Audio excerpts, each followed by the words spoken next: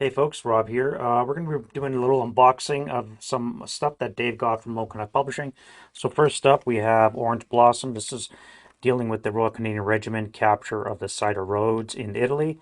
And this was first made available for the 2024 Canadian ASL Open that was held in Victoria recently.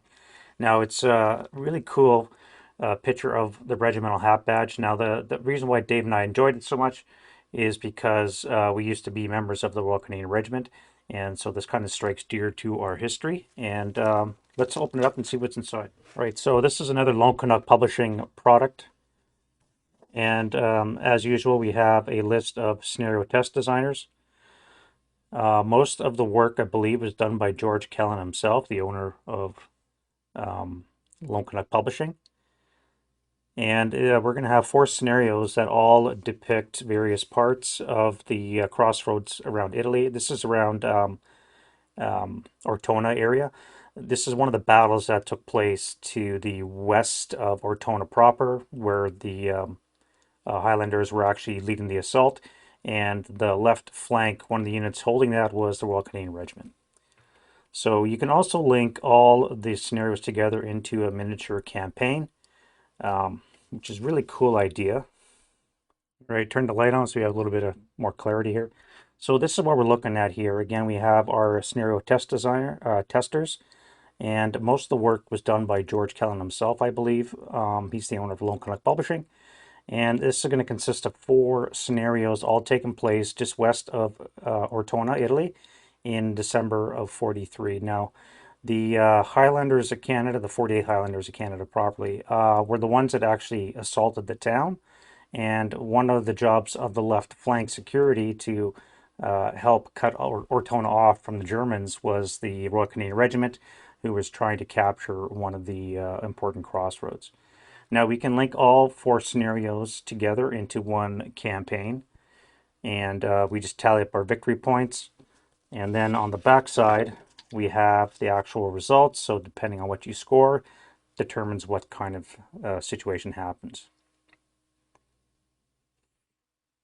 All right, so let's look at the first scenario then, Morning Glory. 6.5 turns. It does use 4 half boards, all butted together. Large number of SSRs. We have 7 in this one. Canadians get a pre-registered hex for an 88mm creeping barrage. That's very cool. There's mist in effect for most of the game to account for the lingering artillery smoke. And little bog terrain for vehicles. So the mixture of units, as most Lone Canuck stuff, is fairly mixed. In this case, the Germans only have eight and a half squads worth equivalents, and they have 4 coming on as reinforcements, but they do have guns and entrenchments, fortifications, and a fair number of consumer counters for dummy stack purposes. The 48th, for their part, is consisting of, looks to be 13 squads into 2 groups, and with some various armor and support as well. All right, OB2, we have Orange Blossom Disaster. Obviously, this is when things do not go according to plan. Here we have 2 boards. We do use 6 overlays, and it is 6.5 turns. Roughly 6 hours, 8 minutes playtime is what they estimate. Again, a large number of SSRs. We have 6.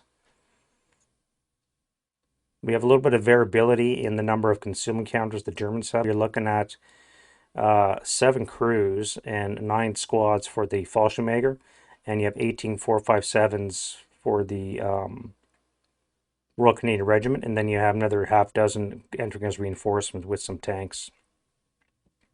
Number 3, RCR's Redemption. Uses most of 2 boards, and troop numbers again are between the 10 to 20 range. Various qualities. You got 548s, 228s for the Germans. You got 457s and 447s for the Canadians, as well as the 4 tanks at the. And then lastly, we have securing the Cider Crossroads. 2 different boards from the previous situation. It would be interesting if they would have used the same kind of board, or maybe this is worthy of a mini hassle, if you will, that has 1 map, much like the Steelworks one done by Lone Canuck. but it is what it is. Again, 4 overlays, including a railroad, and this is 5.5 turns. A nice playable 3.5 hours. The numbers are looking at anywhere from 10 to 20 squads aside, with combinations of armor, DCs, flamethrowers, and fortifications. All right, so that's just a quick look at the Orange Blossom scenario pack. This is one of the handouts from the Canadian ASL Open. It's now available on Lone Canuck Publishing's website. If you're interested in regimental history or you just want some more Canadian action in Italy, then this is the one to get.